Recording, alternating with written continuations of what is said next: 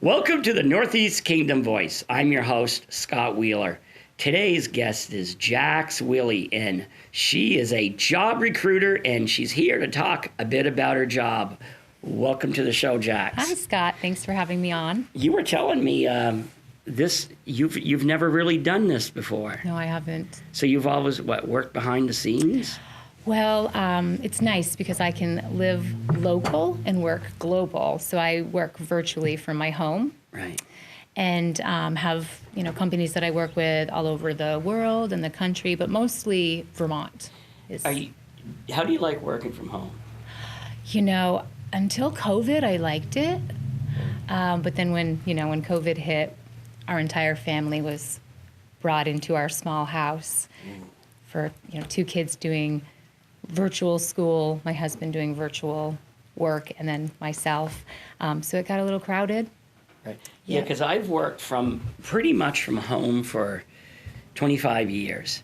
And as you probably know, there's actually more work to it than meets the eye, because everybody looks at the positives. And I choose to look at the positive. I think it's wonderful.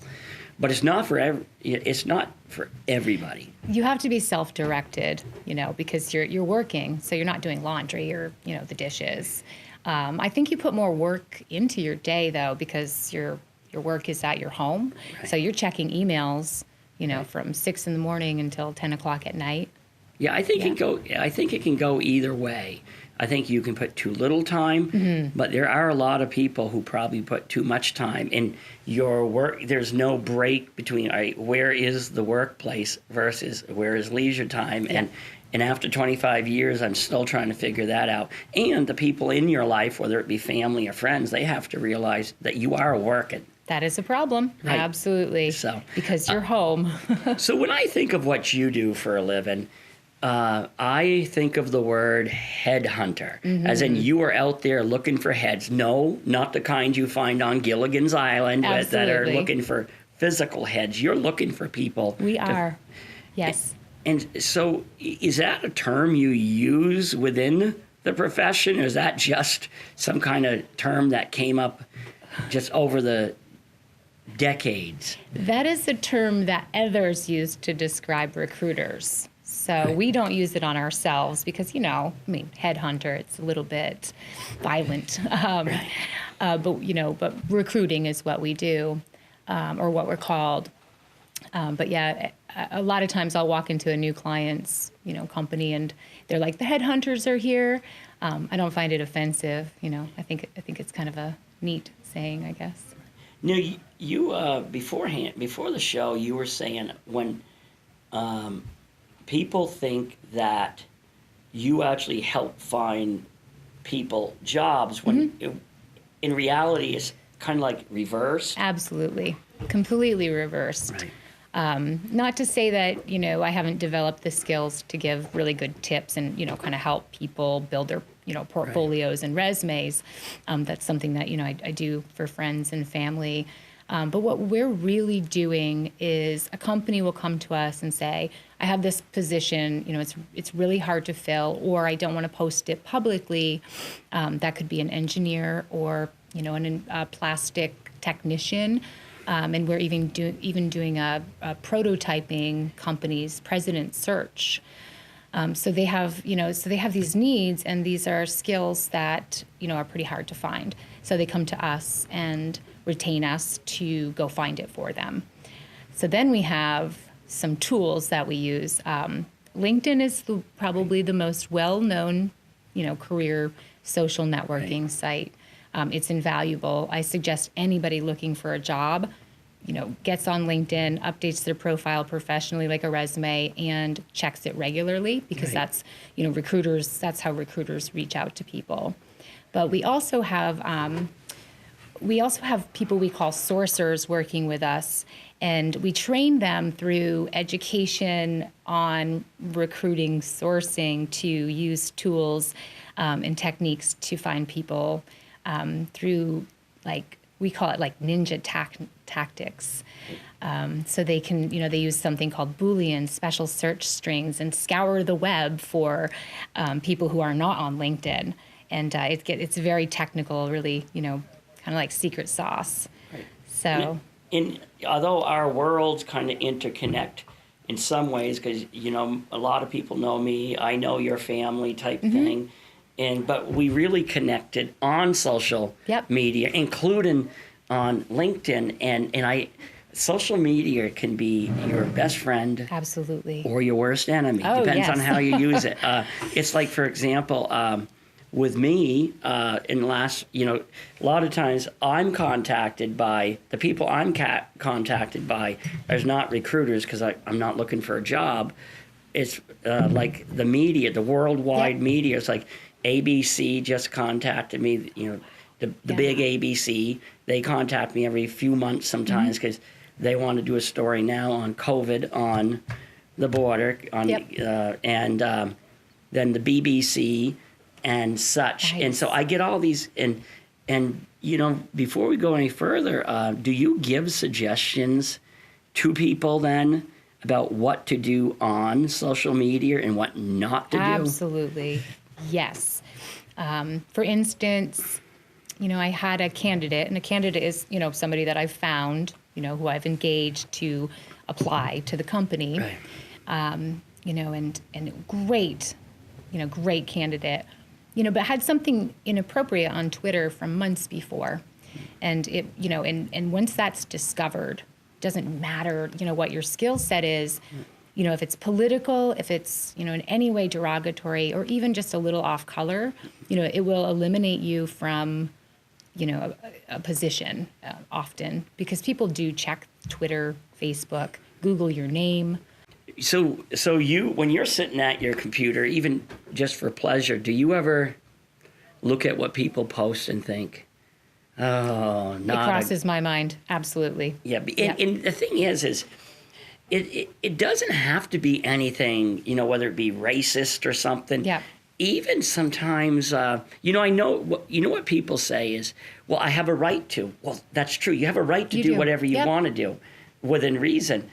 But that's just because you're right to doesn't mean it's not going to be held against you. Even like I don't do politics. I've chosen not to do politics, at least personal politics. And because, there's people out in this world who are really into their politics. Absolutely. And it's going to be, it'll probably be held against you. So is that the only time you've had somebody miss out on a job? Well, I check social media and I Google. So there have been candidates that I didn't pursue because, something about their social media, was dark or, kind of represented them. And, we can't help, but kind of notice those things and think, wow, if they're posting that publicly, how are they going to do their job? Like, you really kind of have that feeling. So, I always do, because the companies that hire me, they expect like, top of the line. So, if they didn't, then they would just, they would hire whoever applied and not, pay a recruiter to do it. So we have to be really vigilant about the people we pass in. But it can even be, like legal stuff, like if you, alcohol, but if every photo you post, you have a beer in your hand, which is legal. Yep. But on the other hand, it might only be an image that you're portraying. Right. But they're going to have to wonder, well, is this person going to be able to come to work the next day? Yeah, definitely. Because some people will say social media is not their real life. Well, you might know that, and I might know that, but there's a lot of people out there who think, because, there is a huge amount of pretend out there, but people are pretending and they're destroying their opportunities at the same time. I think social media, itself has just become its own reality, and people really just don't understand. It's kind of taken our society by storm. Myself, maybe 6-7 years ago, I might not hire me with the things that I post, but this profession and really, my name is something that's put into searches by people and clients, so everything that comes up, it really needs to represent, our company, because I'm managing it. So, being super careful on really representing, neutral things on social media. Pictures of your kids are fine. Even beer, that's not even really something that I would Yeah, but probably, if it was constantly, yeah, well, Monday morning, like you're like, well, if they have a beer in the hand on a Monday morning, maybe they're not going to work. Do you ever do a background check on yourself, in the sense, not a background Yes. check, but a social media check, just to find Yes. out what is out there about you? Absolutely. Yes. Probably about once every couple months. Yeah. Yep. So tell me tell me what a day looks like for you, or what a search looks like for you. Sure. Okay. So let's say we have a manufacturing company that manufactures medical devices, Right. like dialysis machines. And they need some pretty, specialized skills, like engineers who know how to do certain, engineering obviously is a really big term. Right. So you can have your software engineer, and you can have Right. your, electrical engineers, mechanical. So they have to have certain skill sets, and they contact us, or we already work with those companies. So really they just call and they say, we have a new opening. Can you help us with it? So we take the information, the job description. We talk to the hiring manager to really get the full scope of what the company is looking for. Right. If it's a new company, we find out about their culture. That's like probably number one. In a non-COVID world, we go visit and tour the company so we can really kind of feel the atmosphere. But we, really haven't been able to do that. So it's all been by phone. Once we have the job description, we kind of like break it down into keywords, I would call them. So, we're looking for an engineer who has experience in like printed circuit boards or lean manufacturing. And then we kind of break it up where I am on LinkedIn posting, and I'm sure you've seen my posts where I use turkeys and Vermont life as the attractive image to kind of pull the interest, into the job that we're looking for. And my sourcers, they will start doing like the Boolean ninja, backdoor, covert kind of searching for people who are not on LinkedIn. So then, we start approaching people, and it's really just, acting or asking directly, we have an opportunity. We start local. So, we really try to stay within Vermont. Part of our company's philosophy is Vermont first, but we do have to end up relocating a lot of people. Last year, we relocated about 100 people, counting families, to Vermont. So we start local, by, searching for people who can do the job, expand it into the surrounding states, and then sometimes even go as far as like Michigan or Wisconsin, Right. where there's winters. Caribou, Maine, right? Yeah. Yeah, caribou. Yeah, and actually, you were mentioning caribou because one of my boys lives north of there, and you mentioned Michigan. Winters. My son-in-law was over here working for the federal government when he met my daughter. So I have for both states you mentioned. I have connections yes. And the seasons are similar, so. But that's wise, though, of you, because I work for an organization whose one of the previous CEOs was not beneath this person to exaggerate, why you'd want to live here. And, living in the Northeast Kingdom, it's outstanding for the right person. Absolutely. But it's not for everybody. It's not for everybody. It's just like you could try to woo me to live in, downtown New York City, and you probably really couldn't succeed, though. Yeah. We don't woo. That's probably like the number one reason our firm is really successful. Right. If we can't find someone local and we start going outside of our state, we start with a conversation. And one of the first things that we really do vet is this person going to enjoy Vermont life? They're moving their family. Their kids are going to be going to school. So they're not just moving into a new job, they're moving into an entire new life. And there's a sense of responsibility with that, because we are the ones, or, I am the one that introduced the idea to them.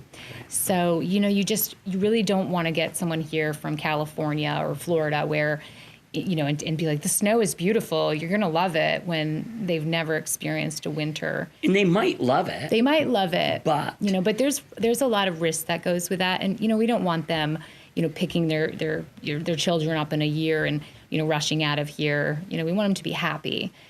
So relocation is a big part of what we do, and we do it pretty consciously, to make sure we stay in touch as well. Like, once we find a candidate, we present them to the company, it works out, the company hires them. If they're local, that's awesome. If they're from Vermont already and we've helped them, move, or if they're out of state, we kind of step in and get into the relocation process.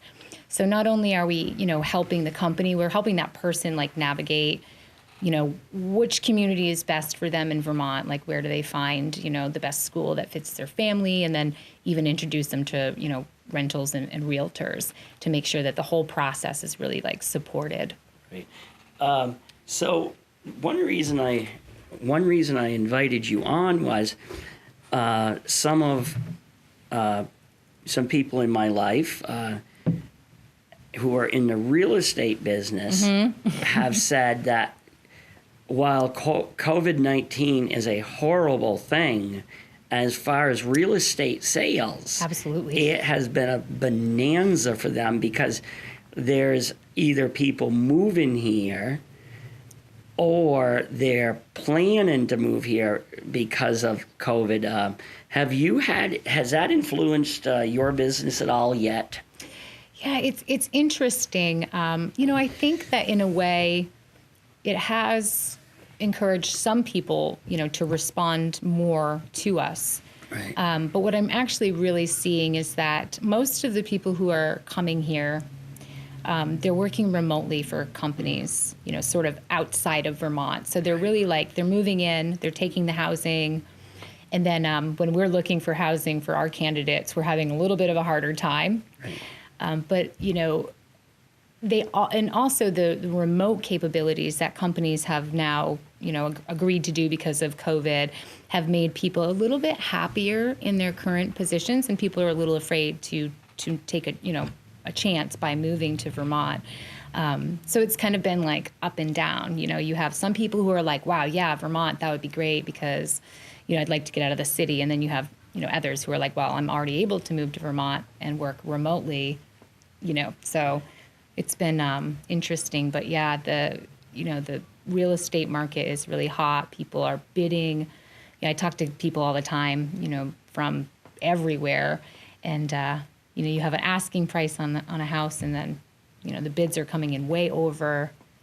So, yeah. Yeah, no, that's what I know when one of my sons he and his wife sold their house in Bangor, Maine. They put it on the market before COVID, and they have a beautiful place. It was right across from the hospital where he worked. But then it didn't get many takers at first. Then COVID came, and boom. Yeah, definitely. Their house went on it went up for basically a bidding war. Then they moved to Albuquerque. Yep, absolutely. So yeah, as I myself have been kind of looking around at real estate, and I'm like, oh, everything out there's not much out there, and then it's kind of expensive because it's like it's going to sell. Even rentals, from what I understand, it's a tough place to find rentals right now. Definitely. I talked to an engineer from, I think, upstate New York who ended up telling me his family was renting a place up at Jay Peak, which is, I can almost see Jay Peak from my house. I talked to somebody else who, I think it was Orleans, their family was in Orleans. I'm talking to people, and, then randomly we find out one of their relatives is in a town next to me. And that's something that in the past 5 years of kind of focusing in Vermont with recruitment that I never heard before until now. And now it's popping up all the time. So you mentioned Jay Peak, but Jay Peak, because I'm affiliated with Jay Peak with my work in recording history, including Jay Peak, when I set up there, it's amazing the people, the diverse people that Mountain definitely brings. I mean, you know, and you know, some of them I suspect are looking to maybe relocate, or at least, you know, whether it be work or whether it be home, you know. Yeah, definitely. Because you know, your workplace and your home, you know, where you live can be vastly different now because the internet. Definitely, yeah. And, you know, that remote capability is just, it's getting really popular. Right. And I don't think it's going to go back. You know, I think No. more companies are going to be, you know, this is going to really show how people can be productive working from home. So it's going to be a game changer. My son-in-law, he's a federal credit union examiner. And being a young guy, a techie guy, Yeah. he understood that a lot of their travel was not necessary. Mm-hmm. But it took COVID to Yeah. for other people within the hierarchy of the U.S. government to say, hey, we don't need to travel like this. Yeah. So yeah, he Saves a lot knows of his money. life is forever changed. Yeah, absolutely. For the good part. Yeah. And then there is that, you know, face-to-face meeting is, you know, it's not replaceable either. No, and that's it. Yeah. It's a balance. Right. Yeah. So can people, like, how do businesses get in contact with you? Like, do they contact you or do you contact them? We used to reach out to businesses kind of, you know, to market ourselves as we were really getting established, you know, saying like we're, you know, a Vermont recruitment firm and these are the things we've done and we see you have these openings. Would you like to work with us? But things have really grown for us. And, you know, recently people are reaching out to, or companies are reaching out to us. One big thing, I think, the theme, you know, that I'm getting from companies in Vermont, they're connected to me. Someone is a manager, you know, an HR director, and they're noticing the Vermont content. I'm sure you've seen that I share on LinkedIn. And it's not like the typical Vermont, you know, life. It's like kind of like a genuine approach that I take. So they, you know, they'll reach out through LinkedIn and say, you know, I've noticed the things that you've posted on LinkedIn. You know, are you interested in talking? We have an opening that's hard to fill. You know, so that's really nice to build, you know, that kind of, you know, presence where we're not having to go out and find clients. They're starting to really find us. And how can a business find you? They can just go to our website, orionglobaltalent.com, and there's a contact form, or I could give my information right here. Okay, how can they contact you? My email is jax@orionogt.com. JAX. JAX. Right. Yes. So are you optimistic for the future? Absolutely. Yes, I am. We have a lot of Vermont companies that are still growing, you know, even through COVID. And we have 2 manufacturing companies that expect to grow by 30%. So we're super busy, and even with COVID, we're finding people. So, yeah. No, there's no doubt that COVID is not a good thing, but I believe it is. There's going to be a lot of good also to come from it, whether it be learning to work from home. I even think it's going to reinvent education. Absolutely. I think, and it's in no way am I saying the lives were lost are worth it, but I think we're learning a lot about ourselves Yes. and I think some positives coming out. We are, you know, we're learning how to be families again. Right. You know, when we're home with our kids and having to spend, you know, time with them, it's really changing the family dynamics. People are becoming so much more compassionate too. I can be on the phone with the president of a company and have my 8-year-old daughter, you know, pipe up from the bedroom or a dog bark, and it's fine. 2 years ago, I would have been like, oh my God, the dog barked, and the president would have thought, oh, there's a dog barking in the background. But, people are like, we're all in the same boat. We're all together in this. Like, no one cares. Babies cry, dogs bark. It's not a big deal. That's been my life forever because my daughter, who's now almost 30, she jokes that some of her first words were 334-5920, our phone number, because she heard me say it so many times. And then her 4-year-old son, who comes up once a week, and daughter, they come up once a week and spend the day with us. He loves to now mimic me. Hello, Northland Journal. And, that is so cute. So, absolutely. So that's been my life right along, and I think most people have accepted it, but I think it's even more acceptable now. It is definitely more acceptable. So it's nice to see the world get a little more compassionate with this. Right. Yeah. So you only have a couple more minutes. What more would you like to tell the folks about you, about your work, or how? So about 5 years ago, we brought the focus into Vermont because we wanted to be a part of the solution of strengthening the Vermont workforce. There's a state-run program that a lot of people don't know about too, called Think Vermont, that has an initiative to really try to strengthen the Vermont workforce. So we've teamed up with them and the Vermont Chamber of Commerce, and the Vermont Chamber of Commerce has been invaluable in giving us resources like to do Vermont recruitment. So we're all like working together. So that's really been our mission is to strengthen strengthen Vermont first. Well, because we are getting old, as in absolutely the workforce, yes. The workforce, or just Vermonters in general.